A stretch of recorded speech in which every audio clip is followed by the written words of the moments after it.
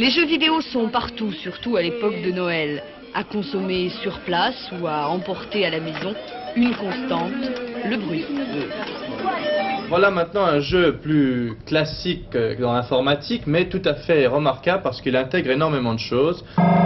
Je joue très mal, c'est une série de jeux qu'on peut programmer. Vous voyez, là c'est un clown qui doit sauter et que je dois cueillir avec mon tremplin. Je n'y arrive pas. Alors, si j'y arrive pas, je change de jeu, je retire le cirque et je mets la course de chevaux. La mâchoire est crispée, le regard fixe, les gestes saccadés.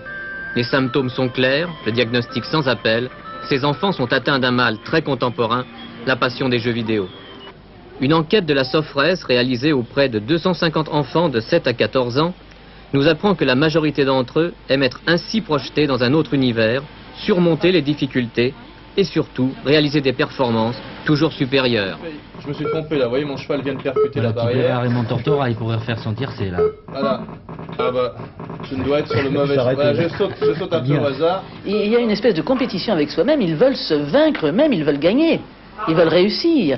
Et à partir du moment où un enfant veut réussir, évidemment, il y a un dynamisme absolument extraordinaire qui existe en lui. Et je trouve que c'est excellent. Et pour garder votre jeu et jouer plus tard, vous l'enregistrez sur une cassette tout à fait normale. Ça, c'est vraiment important. Et alors, je suppose que vous le gardez, on jouera après l'émission, mais ça a l'air très marrant. Si vous voulez. Bien, rendez-vous à demain.